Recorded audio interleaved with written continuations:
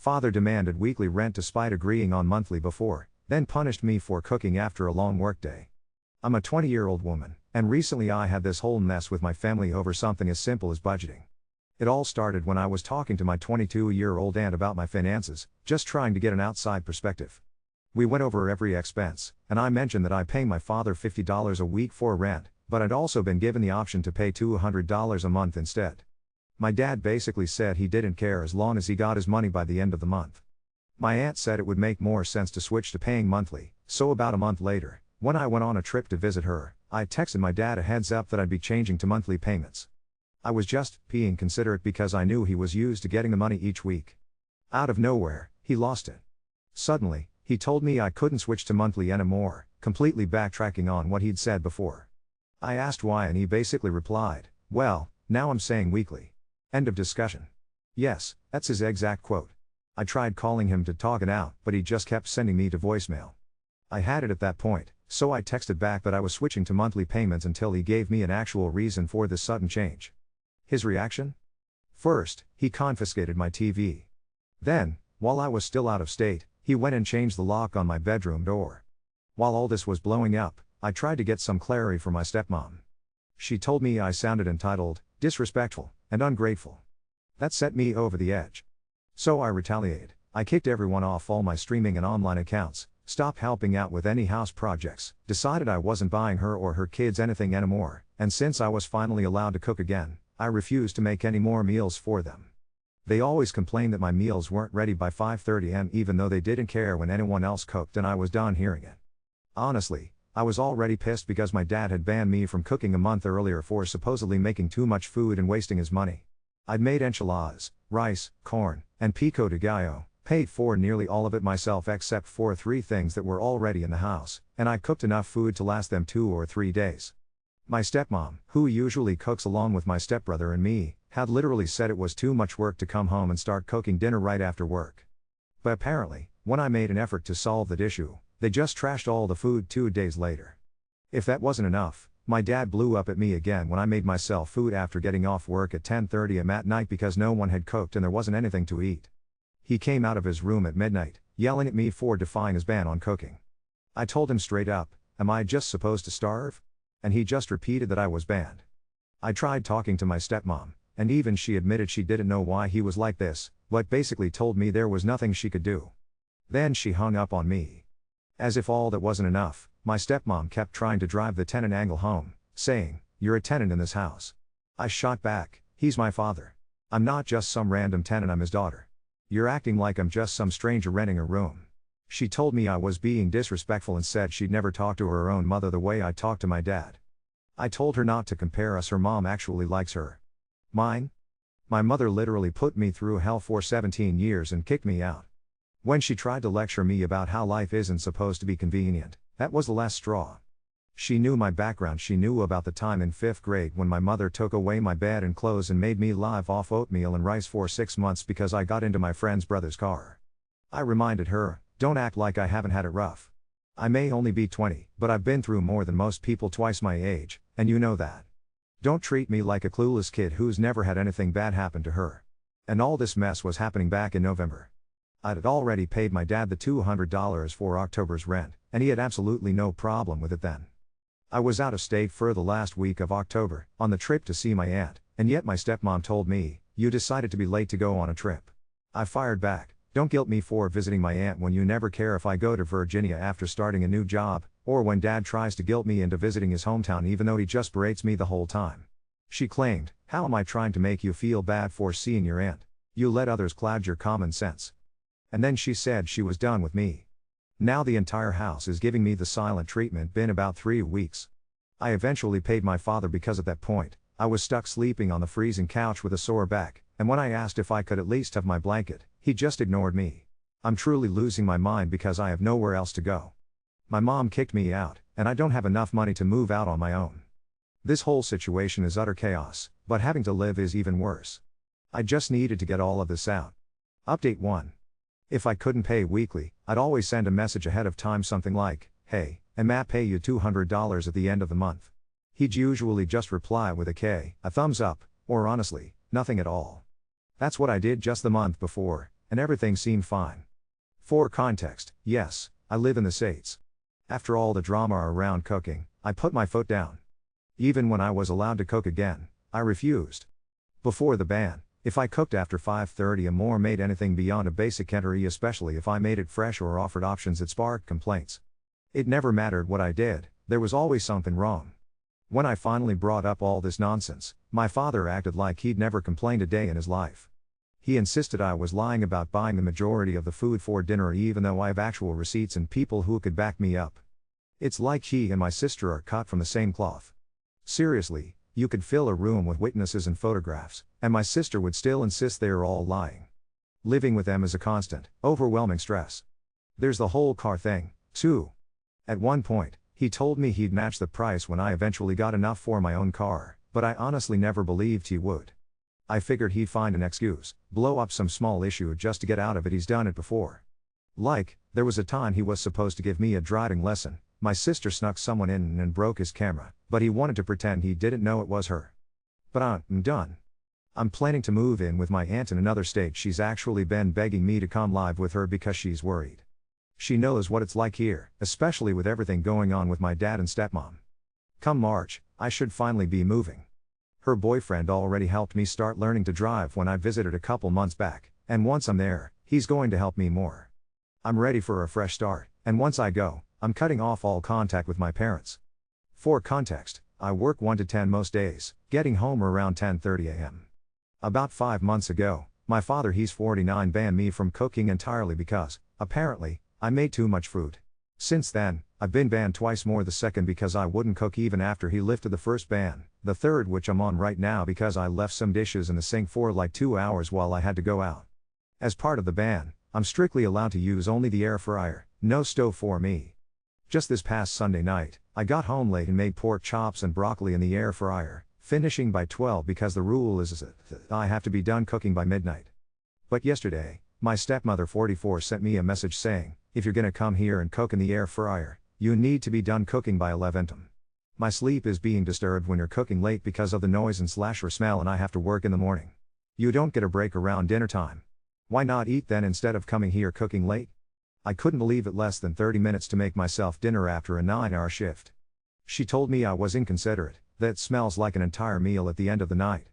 Why is she even concerned when I'm the one buying all my own food? I asked her why she was suddenly changing the rule. She responded, yes, we did say 12 am initially, but obviously you can't follow the rules. It's definitely been after 12 am cause I've been waking up because of the noise and smell and looked at the clock and you were still in there cooking. I told her I'm always done by midnight, and if I'm there after, it's only to clean up. We got into a huge argument. I told her honestly, they're the inconsiderate ones, since when they cook, they either don't leave me any food or only tiny portions, and they never tell me when it's a fend for yourself night. I pointed out, y'all have my number. She acted as though I'd cursed her out for saying that, claiming I was disrespectful.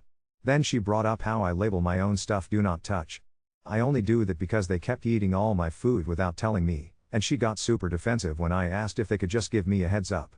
She threw it back, asking if I ever warn them before using theirs, which, no, I don't, because I replace whatever I use before they even notice it's gone. Every time I tried to explain, it was like talking to a brick wall. She refused to listen, started yelling, told me to stop talking because she's talking. We just kept going in circles until I finally just shut down. Update 2. I moved out Thursday night, and honestly, it cracks me up that no one even noticed me leaving. Just the day before, my stepmother had texted me saying out of 30 days to get out after the end of this month. If only she knew how quickly I was about to disappear from her life. My aunt, who's 23, came to pick me up. We swung by our hometown, caught up with a few familiar faces, grabbed some food, and just enjoyed being far away from all the chaos for a bit. We barely had time to settle in before heading right back out. Turns out we bought Cardi B tickets, so off to the Dallas concert we went yesterday. Not to humble brag, but we actually won the Pretty and Petty challenge there, and yes, I am proud of that. My transfer for work has gone through now, so I'll be starting my new job next month. Honestly, I just feel free. Chilling now with people I actually like, no more walking on eggshells or having to deal with anyone whose energy drags me down. I can finally breathe. Looking back, I really do appreciate all the support from people who reached out or just had a kind word for me. Sometimes, I truly felt like I was losing my mind, trying to figure out how in the world I got stuck with the family drama I did. For a bit of a laugh, here's the last message my stepmother sent me. She never realized I was already packing up to leave less than 24 hours later. It's been a month and you have failed to reply. You said over 1 year ago that you were planning on moving out. I was giving you the opportunity and time to make plans instead of telling you to leave. I refuse to go back and forth with anyone that I'm pretty much taking care of. You have been disrespectful and ungrateful. You have your dad blocked from communicating while you're living in his home. It's the audacity for me. I understand he's difficult to deal with, but he is half of the reason you have a place to stay. It seems like you have burned all of your bridges and probably can't stay with him when he leaves. But you need to be an adult and figure it out.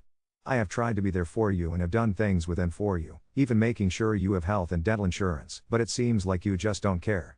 You only pay $50 a week and think you can do what you want. But I have to tell you when to clean up and even take showers. You have the nerve to put your name on the food items you buy and put "do not touch" when you're using our refrigerator or cabinets to store them in, the food items we purchase, electricity, water, appliances, etc. For free. You will be given a 30-day notice at the end of this month. You have been here long enough and should have enough money saved up. If not, you may want to reconcile with your mother, other family members, or make plans with your father. I'm not obligated to take care of you and I'm done. I have enough things on my plate that really are my obligations. Now, for some context on what she said, let me just clarify a few things. First, I absolutely take showers, just not when she notices, because I do it at night when she's knocked out cold. As for not being allowed to sit down and eat in the kitchen, apparently, if I didn't shower every day, I wasn't even allowed to touch the kitchen chairs. They are leather, God forbid. Eating in my room also wasn't an option. My father, being the oversized man-child he is, can't eat like an adult, so he banned that too. And then there was the whole thing about learning to drive. My plan was always to get lessons, then a car, then move out. Easier said than done when the people who promised to help kept making excuses. I tried to do a driver's ed class, just one 2-hour session was $270. I don't have money like that lying around. Oh, and I got scolded about toilet paper of all things. My father's family, more than 30 people, descended on the house and used my bathroom, wiping out my entire stash, literally. When I asked my stepmother for another roll, she said, "So you're telling me that you only had one roll of toilet paper left? Your priorities are definitely in the wrong place." Like, how was I supposed to know an army was about to raid my supplies? No one tells me anything in this house. That's just classic. But all of that is behind me now. So here's to better days, no more walking on eggshells, and absolutely no more drama over toilet paper. Update 3. I woke up to 12 missed calls from no caller ID'd and a 6:14 a.m. text from my dad that literally said, "Where are you? Return my key. You abandoned property." I changed the locks again. I rolled over, pet the cat who's adopted my lap, and went back to sleep. By noon, my stepmother had sent, "You have until Friday to get your trash out or it's going in the garbage." Cool. I called non-emergency and set up a civil standby so I could grab the rest of my stuff without giving them the screaming match they wanted. We met the officer in front of the house. My dad tried to do this whole, "she can't come in unless she pays the late fee" spiel, and a cop deadpan said, "That's not how this works." Inside, they piled my things into 3 black trash bags and wrote tenant in Sharpie on blue painter's tape like they were tagging evidence. My TV had collateral written on a post-it and my dad told the officer he was holding it until she compensates the family for damages. Damages to what? I asked. The family dynamic, he said, straight-faced. I bit my tongue so hard it hurt. I found my important docs exactly where I left them, stuffed in a Ziploc under an old hoodie in the bottom of a tote, because despite all their snooping, they don't know how to look under things. I grabbed my clothes, the Pyrex my grandma gave me, which my stepmother tried to say was hers until I turned it over and showed her my grandma's name etched on the bottom, my label maker out of pure pettiness, and my dumb little succulent that somehow survived in that house. On my way out, my dad handed me a wrinkled piece of paper that said I owed $287.54 lock changes, cleaning supplies, and lost sleep. I told him to send me an itemized invoice through the mail like an adult and kept walking. The officer coughed into his hand in a way that sounded suspiciously like a laugh. 2 hours later, my aunt's ring caught my stepmother and my sister on the sidewalk outside our building doing that whisper yell thing like they were auditioning for a reality show. She stole my Pyrex. She needs to learn respect. My aunt cracked the window and said, "I already called the property manager and gave them your license plate. Go home." They scurried off like raccoons who had been caught with a loaf of bread. And because the universe has a sense of humor, my stepbrother posted my TV on Facebook Marketplace with my anime sticker still on the corner. My aunt's boyfriend sent me the screenshot.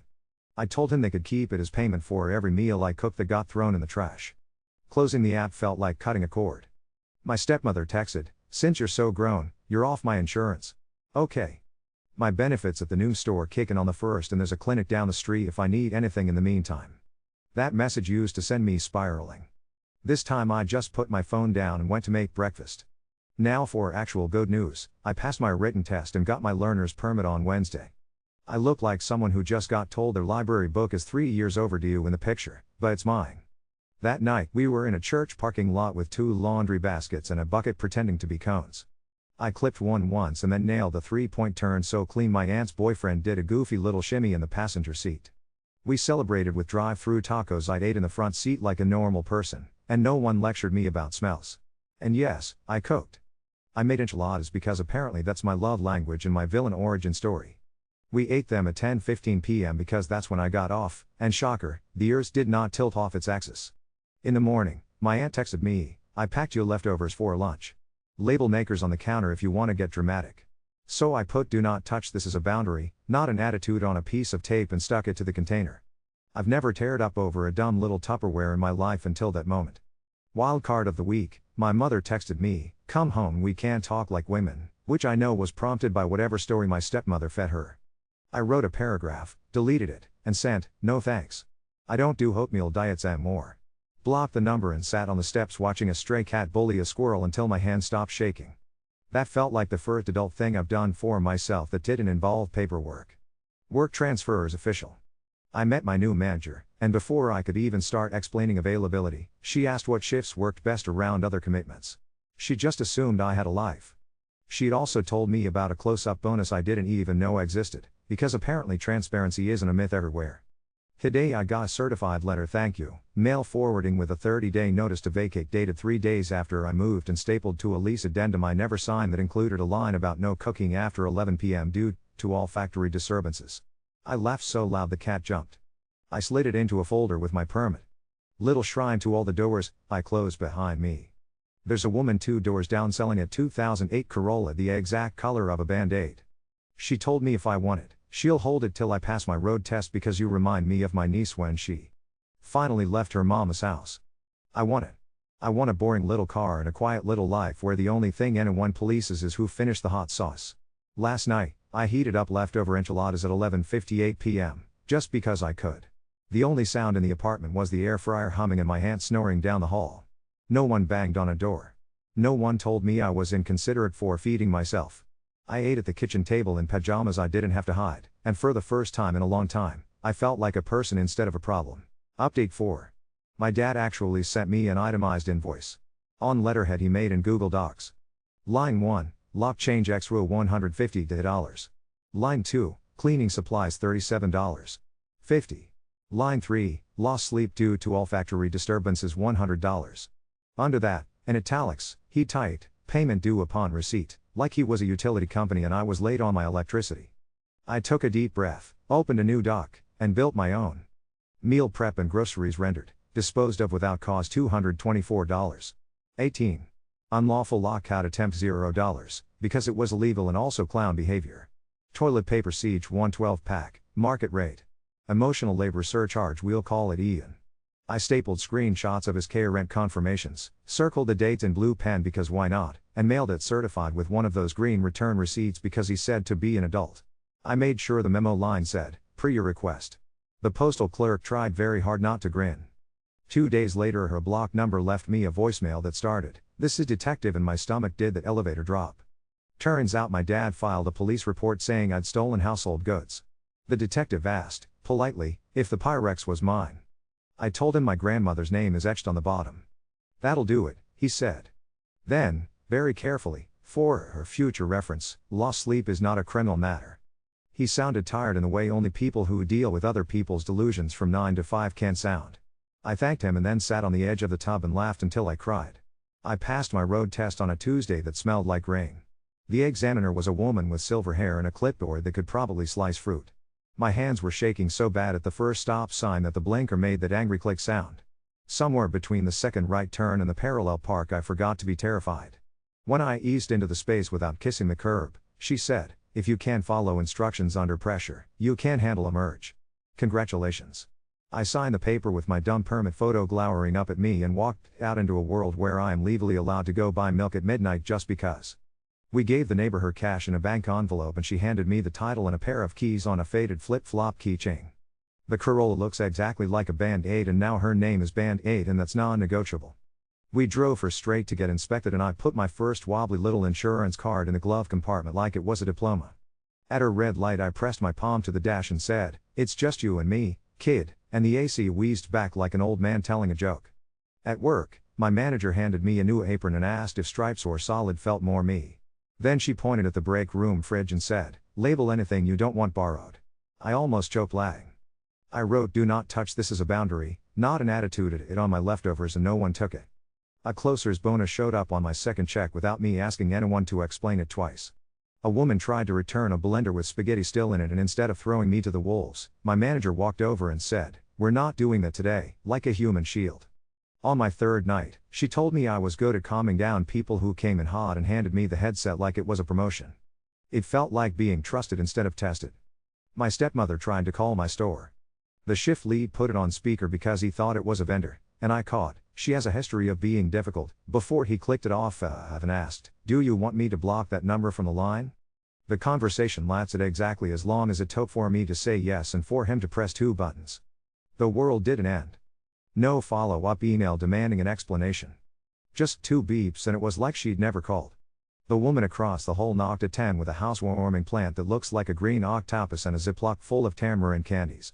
We ate them sitting on the floor because the couch we ordered is on back order, and she told me about the time she drove to Galveston in a car with no AC and an attitude. "Name your car," she said, "and talk nice to her. She'll treat you right." I told her about Band-Aid and she smacked her thigh and said, "Perfect," like I'd aced a test. On Thursday, the property manager knocked with a folder and said, "If those 2 come back and start trouble, call me first." She slid a paper across the counter, trespass notice forms with our address already filled in. "We like quiet here," she said. "I can tell you do too." I didn't realize how much of my body had been clenched in anticipation until something in me unclenched so completely I had to sit down. We did a tiny, ridiculous celebration drive to the grocery store because I wanted to buy a bottle of hot sauce with a wooden cap like I've seen in a million TikToks. My aunt's boyfriend rolled down the window and stuck his hand out to feel the rain. On the way back, a car that looked suspiciously like my stepmother's crawled past in the opposite lane, window cracked just enough to be dramatic. She didn't recognize me. Band-Aid's windows are tinted and I had my hair in a messy bun and sunglasses at dusk like a Miami auntie. We made the light, and she didn't. The certified green card from my dad showed up in the mailbox on Saturday with his shaky signature on it, which means he opened my invoice. He texted me from a new number an hour later, "Expect to hear from my attorney." I replied, "Please include counsel's bar number. It's been 3 days and the only thing I've heard is the neighbor's kid practicing trumpet at 6 p.m., which, honestly, I prefer." I keep catching myself pausing in doorways, waiting for someone to bark or rule. The habit is strong. It's fading in weird places first. I made shrimp fried rice at 11:47 p.m. with the windows open and the cat wove figure 8s around my ankles like I was doing something holy. No one said a word. The only complaint was my aunt whining from the couch, "Save me some with a big shrimp," and then soft snoring through my answer. Sunday afternoon, I took Band-Aid out by myself for the first time. Just me and the radio and a sun visor that will not stay put.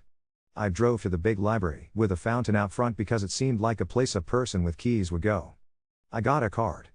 The librarian asked if I wanted to sign up for text alerts and used my name like we'd met before. I sat in the parking lot with my new stack of books and the AC on medium and cried into a napkin I found in the cup holder, one of those ugly, grateful cries that taste like salt and a little like freedom. When I got back, there was a box on the doormat from a return address I didn't recognize. Inside, my TV. No note, just my anime sticker staring back at me from the corner and a packing slip with page sharpened over 3 times. My aunt's boyfriend swore her innocence with a mouth full of chips, eyes too wide. I plugged it in, just to make sure it worked, and scrolled past every show I used to watch to fill the silence. We put on a cooking competition and yelled at the screen like we could taste the food, and when the clock hit 11:58 I got up and heated a plate of leftovers because old superstitions die slow. The air fryer hummed. The cat thumped down off the window ledge and came to sit on my foot like I'd done something right. Update 5. TurboTax told me I don't exist. Or, More accurately, this SSN has been claimed as a dependent. I stared at the screen with a spoonful of cereal in my mouth and said, of course. I printed the rejection letter, licked an envelope like I was in a 90s movie, and started the paper return stack. At lunch I called the IRS line, made it through the phone labyrinth, and a woman with a voice like a warm blanket said, file by mail. Let us sort it. And if anyone calls you a dependent, tell them to buy their own toilet paper. I didn't laugh until I hung up. I set up an identity protection pin because I am, apparently, a person who reads government PDFs now. At 3:17 p.m., my dad texted from a new number, we claimed you because we supported you. I took a picture of my rent transfers with his K replies and sent it back with, see you in arbitration, I guess. 10 minutes later, you're stealing from your family. I put my phone face down and learned the difference between headlight polish and headlight restoration in the parking lot because Band-Aid's eyes were cloudy and it felt like a solvable problem. The next afternoon, a process server in a windbreaker knocked while I was in socks and a face mask that smelled like cucumbers. He held the envelope like it was a kitten and said, I'm just the messenger, I promise. Small Claims Court. Plaintiff, my father. Claim, unpaid fees, damages to family harmony, loss of sleep due to cooking odors. He'd spelled my last name wrong on page 1 and correctly on page 3. Hearing date, 3 weeks from Tuesday. I walked down to the leasing office with a packet and the property manager pushed her glasses up and said, all factory what now? Then she printed the witness statement form without being asked. And said she'd come if I wanted her to. I found a legal aid clinic 2 bus stops away that does walk-ins on Wednesdays. The attorney there was wearing a button-down with tiny lemons on it and took notes in a hand so neat it looked typed. I slid my folder over and he said, counterclaim for a legal lockout. Bring the texts, bring the civil standby incident number, bring a calm face. I asked about the dependent thing. He said, we're not the IRS, but mail the return. They'll handle that part. He underlined calm face like it was a spell. 2 days after that, they showed up. Middle of the afternoon, the sky the color of a nickel, and I heard that specific minivan idle you feel more than here. My aunt's ring gave us the fisheye view, my stepmother with sunglasses bigger than her actual face, my dad with a manila folder, my sister 3 steps behind doing commentary with her hands. I didn't even get to the window. The property manager came around the corner with a clipboard and a pea coat and said, you're trespassing. You're on camera. You received notice. My stepmother tried, I'm here to collect property, and held up a stapled stack like a talisman.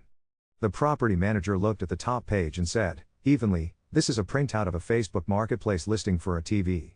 Go home. My dad started in with I'm her father and the property manager pointed at the trespass form like a priest with a hen book. When they didn't move, she called the non-emergency number right in front of them. The officer who showed up recognized me from the civil standby and tipped his head like, you again? He told them they were receiving a verbal warning this time and next time it would be a citation. My stepmother switched to stage whisper mode and said, she's defaming us to strangers, and the officer blinked at her, once, slow. They left with a chorus of wows and unbelievables and my aunt handed the property manager a banana muffin and said, for your trouble. I like quiet, the manager said. Keep it this way. We nodded like she had performed a rite. It felt like one. At work, someone left a 1-star review that said smells linger past 11 p.m. and she has a pattern of being difficult. It was so specific I snorted in the break room and choked on my own spit. My manager printed it, grabbed a Sharpie, wrote unverified vibes across the top, and taped it to the please don't microwave fish sign. She didn't ask me if I'd done something to deserve it. She asked if I wanted to go on drive-through or stock because you look like you need to hurl ice at a bin for a while. I threw ice. It felt good. Band-Aid hit her first real highway day on a Sunday morning when the asphalt shimmered and everything smelled like hot dust. I merged at 55, and then 62 and then did the tiny adjustment thing people do when they pretend not to be terrified. A truck cut in too close at the county line and my whole spine tried to leave my body. I breathed. I said out loud, we're fine, and the car didn't argue. We got to IKEA because I decided a person with keys needs a colander that isn't a repurposed bowl with holes in it. The Swedish names were an assault. I bought a drying rack that folds like origami and a plant pot shaped like a face with a mustache. On the way back I took the long way, past a lake I didn't know was there, and Band-Aid's AC made that wheeze again like she was telling me a secret and I laughed alone in traffic like a crazy person. Hacks Drama Part 2, my stepmother texted, we're entitled to your refund because you owe us for living in our house. I wrote 3 paragraphs, deleted them, and sent, the IRS will decide. Then I opened a fresh jar of salsa and ate chips standing at the counter because I can. I put "do not touch, this is legal evidence" on the jar just to make myself laugh, and my aunt walked in, read it, and cackled like a witch. I filed my answer and counterclaim with blue ink signatures because black felt too formal, and the clerk with a sparkly gel nail slid my coppice back with sticky notes on the dates like she was rooting for a sports team. Lemon shirt lawyer emailed me a bullet list of "bring this, not that," and I laid everything out on the table like I was packing for a very boring vacation: texts, screenshots, the certified receipts, the detective's voicemail transcription, a copy of the trespass notice, the invoice my dad sent with "lost sleep" underlined once in red pen because I am not a mature person. The cat sprawled over the stack like a final sign-off. I brushed fur off the edge of the manila folder and thought, I am the adult here, and somehow that is not a warning label. There was a small, ridiculous victory, that no one in the world cares about but me. I parallel parked in front of the library in one smooth slide on my first try. No blink or rage, no curb kiss. I got out and looked at the tires like they might move themselves just to spite me, and then took a picture for no one. Inside, the librarian tilted her head at the mustache pot in my tote and said, "Nice planner." I said, "Thanks, I think he judges me when I overwater," and she smiled in a way that made me feel like maybe I am fluent in normal now. At 11:59 p.m. last night, I made a grilled cheese in a pan because sometimes you have to honor your inner child in the messiest, crispest way possible. Real butter, heat just shy of too high, flip at the exact second the bread decides to blister. The smell hit that perfect place between comfort and rebellion. The clock ticked over to 12 p.m. Nothing happened except cheese stretching like a gymnast. The cat did his rounds and head butted my knee. I ate at the table, no label maker in sight, my aunt asleep on the couch with her mouth open like a cartoon character. Somewhere in the building the trumpet kid switched from scales to a wobbly version of a song I think I know. It might have been the Muppets. It might have been Freedom. This morning a white envelope with law offices of and chunky phone arrived. Inside, a demand letter from an attorney, whose website looks like it was coded on a microwave. Settle for $487.50 to avoid litigation, it said, rhythmically, like a poem about pettiness. The last line was, "Please remit payment for damages, including, but not limited to, sleep." I thumbed the edge of the paper, thought about every night I'd stood in a kitchen counting backward from midnight while my stomach growled, and then I slid the letter under the lemon magnet on the fridge. I drove to the post office at lunch and mailed my tax return with a paper clip and a prayer. The clerk stamped it like he was blessing it. On the way home I stopped at a gas station with a sign that said "Best Kalashes in town," bought one filled with jalap, and ate it sitting in Band-Aid with my feet tucked under me like a kid. A man in the next pump bopped his head to a song I couldn't hear. The sky was root and blue. Part of me is waiting for the next shoe. It always has. But there's a weird, new part that believes shoes can sit on the rug and not be weapons. Hearings in 3 Tuesdays. Band-Aid has a fresh little pine tree dangling from the mirror like we're a taxi and movie. The plant with the mustache is thriving in the kitchen light. I'm going to make enchiladas tomorrow night because I want to, not because anyone's hungry at exactly 5:30 a.m. I'll probably label the leftovers something stupid. The cat will probably ignore me until I open the cheese. And if a clock somewhere rolls past midnight, the only thing that's going to happen is the air fryer humming like a very small, very confident spaceship.